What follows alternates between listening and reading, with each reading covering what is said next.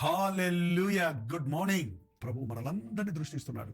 మనందరి హృదయ అవసరతలు తీరినట్లుగా ప్రతిరోజు తన మనసును, తన మాటను, తన లక్ష్యాన్ని మనకు బయలుపరుస్తున్నాడు. ఆయన మాటలు విందాం, ఆ ప్రకారంగా నడుచుకుందాం. ప్రార్థన. పరిశుద్ధుడ, ప్రేమ గల తండ్రి, నీవు చెప్పినట్టు చేస్తామయ్యా. నీ మాట వింటామయ్యా.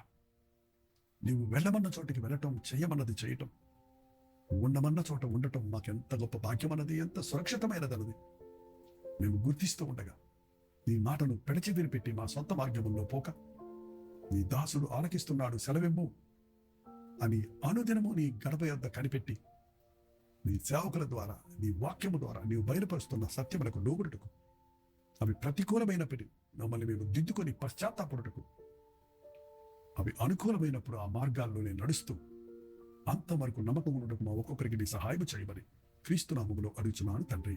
ఆమేన్.